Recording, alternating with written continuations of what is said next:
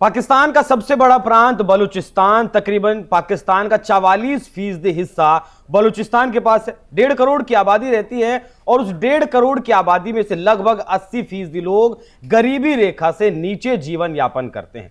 2000 में बलूचिस्तान में एक BLA बनी, बलूचिस्तान लिबरेशन आर्मी। उसने लगातार पाकिस्तानी आर्मी को टारगेट करने की कोशिश की, लगातार जारी रखी। हजारों सैनिकों को मार दिया गया और बहुत बड़े बलूचिस्तान के हिस्से पर फिलहाल BLA का कब्जा है। BLA लगातार पाकिस्तानी आर्मी को टारगेट कर रही है। इसी वजह से कहा जा रहा है कि बलूचिस्तान अब पाकिस्तानी सेना के लिए कब्रिस्तान बन चुका है। एक बार फिर BLA की तरफ से हमला किया गया, जिम्मेदारी भी ली गई है, जिसमें 13 पाकिस्तानी सैनिक मारे गए हैं। तो ऐसे में आज हम बात करेंगे कि BLA वाकई में रुक नहीं पा रही है पाकिस्तानी सेना से, या फिर पाकिस्तानी सेना BLA को रोकना नहीं चाहती, जिससे कि इंटरनेशनल फंड्स उसे मिलते रहें। नमस्कार, मैं हूं आपके साथ अभिषेक पुंडीर और इस विषय पर चर्चा करने के लिए मेरे साथ मौजूद हैं निपुण आलम बयान जी। सर, बहुत स्वागत आपका। बहुत धन्यवाद। BLA का एक और हमला और 13 पाकिस्तान के जो जवान हैं वो मारे जाते हैं। इससे पहले मतलब 2025 की अगर बात करें तो हर महीने BLA ने हमला किया है और पाकिस्तानी सैनिकों को मारा है। ऐसे में बड़ा सवाल यह है कि BLA अब आउट ऑफ कंट्रोल वाकई में हो चुका है या पाकिस्तानी सेना इसे रोकना नहीं चाहती?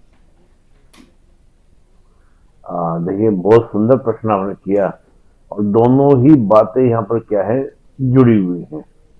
एक्चुअली देखिए, पाकिस्तान में इस समय जो लिबरेशन मूवमेंट है वो एक जगह नहीं बल्कि 3 जगह चल रहे हैं।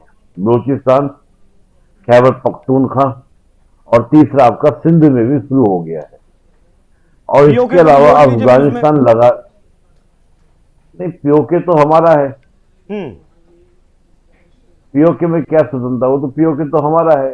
इनलीगल कब्जे उन्होंने किया हुआ है, जल्दी हम वापस लेंगे। इसमें तो कोई लिबरेशन तो वहां होता है जो उसका एरिया हो, ठीक है, और वहां उसे स्वतंत्र होना चाहता हो, है ना, ठीक है। POK को तो मैं कंसीडर ही नहीं करता।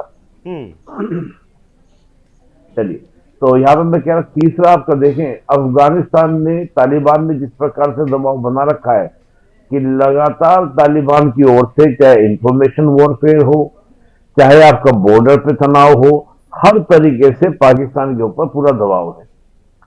उधर अपनी स्थिति को बचाने के लिए, अपनी आर्थिक स्थिति को मजबूत करने के लिए पाकिस्तान की सेना अमेरिका के सामने घुटने टेक चुकी है और पाकिस्तान की सेना पर यह दबाव है कि गाजा में तुम अपनी फोर्सेस को भेजो। और कौन सी फोर्सेस को? किसके लड़ने के लिए? हमस से लड़ने के लिए। और वहां पर जो अमेरिका के डोनाल्ड ट्रंप के 20 सूत्रीय शांति प्रस्ताव था उसको इंप्लीमेंट करने के लिए, उसको लागू करने के लिए। तो ये जो प्रोग्राम आपका देखें तो पाकिस्तान पूर्ण रूप से आज एक फेल्ड स्टेट की तरह आपको प्रदर्शित हो रहा है। ये फेल्ड स्टेट आपको देखने को मिल रहा है। मैंने इसीलिए ये सवाल शुरुआत में पूछा सर कि पाकिस्तानी क्या वाकई में रोकना नहीं चाहते हैं, क्योंकि 7 मिडिल ईस्ट के देश ऐसे हैं जहां भाड़े पर पाकिस्तान की सेना जाती है। सऊदी अरब में भी 25,000 सैनिक अभी जाएंगे और 25,000 सैनिकों को भेजने की बात है गाजा में। वो सेना BLA को क्यों नहीं रोक पा रही है? नहीं, देखिए, एक्चुअली क्या होता है कि BLA जो है, केवल BLA एक फोर्स नहीं है। BLA जो है वो बलूचिस्तान के लोगों की एक वॉइस है। और जब आपको लोगों का समर्थन मिले किसी भी एरिया में तो आप उस आवाज को दबा नहीं सकते। बात यह है, ये कहानी कुछ वैसी है जैसे बांग्लादेश के अंदर। यहाँ पे पाकिस्तान की आर्मी को डर ये लगता है कि अगर हमने ज्यादा ताकत का प्रयोग किया तो ऐसा ना हो इंटरनेशनल प्रेशर हम पर बने और बलूचिस्तान के फेवर में हवा बहे, जैसे बांग्लादेश के फेवर में, यानी कि पूर्वी पाकिस्तान के फेवर में थी, और बलूचिस्तान हमसे अलग ना हो जाए। अब रही बात, देखिए, जो बाहर की सेना है, जैसे आपका सऊदी अरब भेज दी, देखिए, लड़ना वड़ना वहां पे नहीं है। वहां पर तो क्या है कि 25,000 पाकिस्तान के सैनिक खड़े हुए हैं, बस ये वाली बात हो गई। लड़ाई लड़ने की बात होती तो बलूचिस्तान में लड़े होते, वहां से इनको खदेड़ दिया जा रहा है। और देखिए, BLA जो है ये एक आपका छापा मार युद्ध करते हैं, गुरिल्ला वॉर करते हैं, क्योंकि भाई जाहिर सी बात है, स्टेट के सामने जो फोर्सेस हैं वो बलूचिस्तान की किस तरह की फोर्सेज हैं, गुरिल्ला वॉरफेयर करती हैं। तो गुरिल्ला वॉरफेयर में टिके रहना बड़ा मुश्किल हो जाता है। अब एक बात आप थोड़ा समझिए, एक तो होता है गार्ड, यानी कि आपको क्या करना है, केवल आपका खड़ा कर दिया गया कि हमें दिखने को एक बंदा खड़ा है। एक होता है फाइटर। तो पाकिस्तान की सेना को वहां फाइटर बनना पड़ेगा। फाइटर बनने की कैपेसिटी मुझे लगता है कहीं ना कहीं पाकिस्तान की सेना में नहीं है। वो पाकिस्तान की सेना सऊदी में जाके गार्ड का काम कर लेगी कि गेट पे खड़ा कर दिया, गेट खोलना है, गेट की सिक्योरिटी को देखना है, गेट पे आप बस बंदूक लेके खड़े रहो ताकि लोगों को दिखाई दे कि वो खड़ी है। तो ये एक स्थिति है, ये कंडीशन है। तो मैं यहाँ पे कहूंगा कि बीएलए के ऊपर जो आपने एट्रोसिटीज की है, आप देखो शुरुआत से, क्योंकि बीएलए एक दिन का तो है नहीं, 1948 से ही वहां पर आपका बगावत शुरू हो गई थी अगेंस्ट पाकिस्तान।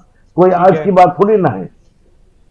तो जो 1948 से लड़ते आ रहे हैं पाकिस्तान की फोर्स से, पाकिस्तान से, तो उस पर कंट्रोल कर पाना आपके लिए आसान नहीं। वहां पर नस्लें तैयार हैं फाइट करने के लिए, लड़ने के लिए।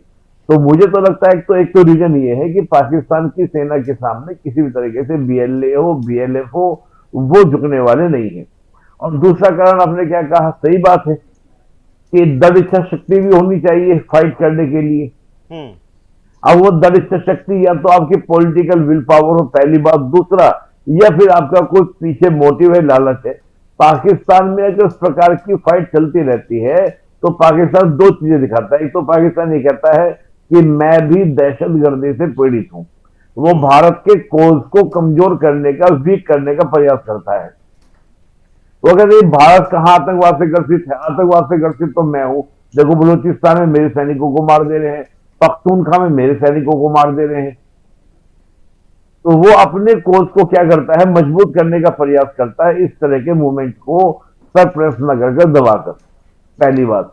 और दूसरी बात, आपने बिल्कुल सही बात कही कि इस प्रकार के जो मूवमेंट चलते हैं, इस बहाने उसको फंड इकट्ठा करने की क्या मिल जाती है। लेकिन मुझे ऐसा लगता है कि Pakistan is a failed state. Army बहुत बड़ी बना तो ली, लेकिन कंट्रोल नहीं कर पा रही है। अब इकोनॉमी में लगातार आप देखिए 2% भी ग्रोथ रेट नहीं है पाकिस्तान की। अब जब ग्रोथ रेट ना हो, इन्फ्लेशन बिल्कुल हाई लेवल पर है। मैं आपको बता रहा हूं, उसके थोड़ा भी, मतलब उतना भी अगर हमारा उससे कम भी हमारे इन्फ्लेशन रेट होता तो अब तक भारत की जनता सड़कों पे आ गई होती। पाकिस्तान में ऐसा नहीं है। तो पाकिस्तान की आर्मी के पास तरीका क्या बचा? पाकिस्तान की आर्मी के पास तरीका ये है कि बाहर अपनी सेना भेजो, वहां से कुछ पैसा मिले, ताकि जो ये 6 लाख की सेना बना रखी है उसका खर्चा निकाल सके, उसका पेमेंट निकाल सके। पेमेंट निकालने का पैसा नहीं। अब बलूचिस्तान की लड़ाई में झोंक दिया तो फंड्स कहां से मिलेंगे? नहीं, बड़ी बड़ी कंपनियां चलाती है पाकिस्तानी आर्मी पाकिस्तान में, भूमाफिया के तौर पर भी पाकिस्तानी आर्मी को पाकिस्तान में देखा जाता है। अच्छा, मैं एक और एग्जांपल आपके सामने रखता हूं सर। अभी जब अफगानिस्तान के साथ जी एक बार मैं बोल दूं, आप कह रहे बड़ी बड़ी कंपनियां, आप सोचिए यूरोप के कई देशों ने पाकिस्तान में अपनी एम्बेसी बंद कर दी है। और बड़ी कंपनियां छोड़ो, जो छोटी छोटी कंपनियां भी होती हैं, जो हम जिलेट यूज करते हैं ना शेविंग करने के लिए, ब्लेड यूज करते हैं, उसने भी अपनी कंपनी बंद कर दी है पाकिस्तान में। कि क्या फायदा, यहां कुछ है तो है नहीं। हाँ, लगभग 90% जो बाहरी कंपनियां थी, विदेशी कंपनियां थी, वो पाकिस्तान में अपनी फैक्ट्रियां, कंपनियां बंद कर वहां से जा चुकी हैं। लेकिन मैं अफगानिस्तान की बात कर रहा था। जब अफगानिस्तान और पाकिस्तान के बीच झगड़ा हुआ, 20 चौकियों पर अफगानिस्तान की तरफ से तालिबान ने कब्जा कर लिया था। पाकिस्तानी सेना के टैंक, हथियार वो लोग लूट कर ले गए थे। अभी भी बीएलए की तरफ से यही तस्वीर जारी की गई कि कुछ सैनिकों को तो मार दिया गया, बाकी जो बचे उनसे उनके हथियार भी लूट लिए गए, उनके वाहन भी लूट लिए गए। आपने कहा भी 6 लाख की आर्मी, वो 6 लाख की आर्मी आखिर किस काम की, जब अपने ही हथियारों को वो सुरक्षित नहीं रख पा रही है, अपनी चौकियों को सुरक्षित नहीं रख पा रही है। मैं वही बात कह रहा हूं ना, देखिए सैनिक भी कब लड़ेगा? सैनिक का मनोबल डाउन है, हर जगह पिटाई हो रही है पाकिस्तान के सैनिकों की। किराए पे आप उन सैनिकों को भेज रहे हो, अपनी मदरलैंड के लिए वो लड़ नहीं रहे हैं। अमेरिका उनको कह रहा है कि तुम जाके वहां पे हमस में खड़े हो जाओ। अब सोचिए पाकिस्तान हमस का खोज लेता था, कल को पाकिस्तान की सेना हमस से लड़ेगी, फिलिस्तीनियों से लड़ेगी, जिसके लेकर लगातार पाकिस्तान कहता था इजराइल को मार देंगे, ये कर देंगे, वो कर देंगे। आज वो सेना, तो एक मनोबल भी होता है ना अभिषेक जी, किसके लिए लड़े? आप सोचिए, एक मैं बड़ा इंटरेस्टिंग आपको उदाहरण देता हूं। अफगानिस्तान की सेना 3 लाख की थी 2021 में, और इधर तालिबान थे 30,000, और 30,000 तालिबानियों ने 3 लाख की सेना को रातों रात घुटने टिकवा दिए। रीजन क्या था? क्योंकि अफगानिस्तान के सैनिक जो बनाए गए थे वो मनोबल का नहीं, तालिबान का मनोबल तो मेरे को लेना है। तो सारा खेल ही मनोबल का है। तभी तो गुरु गोविंद सिंह जी ने कहा था कि 1.25 लाख से एक लड़ाऊं। बिल्कुल। तो उस एक जो लड़ता था, 1.25 लाख से, उसका मनोबल बहुत हाई था, तभी वो लड़ सकता था। ठीक है सर। इनका तो मनोबल नहीं है। और सबसे बड़ी बात क्या होती है, मैं एक इंटरेस्टिंग बात बता देता हूं आपको। भारत में भी नक्सलाइट मूवमेंट रहे, भारत में भी आपका पूर्वोत्तर में आपका रहा, सेपरेट मूवमेंट रहा, लेकिन भारत ने कभी भी अपनी सेना नहीं उतारी। हमने पैरामिलिट्री फोर्सेस पुलिस के माध्यम से कंट्रोल किया। रीजन यही था कि सेना की जो ट्रेनिंग होती है वो होती है शत्रु से लड़ने की, अपने देश के लोगों से लड़ने की नहीं होती है। अब पाकिस्तान की सेना को आप अपने ही लोगों से लड़ने के लिए भेज दे रहे हो। आपदा आ जाए तो पाकिस्तान की सेना, हमारे यहां पर क्या, आपदा के लिए अलग टीम है, इंटरनल सिक्योरिटी के लिए अलग टीम है, पुलिस अलग है, बॉर्डर के लिए अलग है। तो ये एक सिस्टम होता है, इनका सिस्टम नहीं, आर्मी हर जगह। अभी आपने बिल्कुल सही बताया कि वहां की फैक्ट्रियां तक पाकिस्तान की आर्मी चला रही है। पॉलिटिक्स तुम करोगे, इकोनॉमी तुम चलाओगे, पुलिस का काम भी तुम करोगे, इंटरनल सिक्योरिटी तुम करोगे, बॉर्डर में लड़ने की बात करोगे, फिर विदेशों में जाके वहां भी तुम बैठ के लंच करोगे।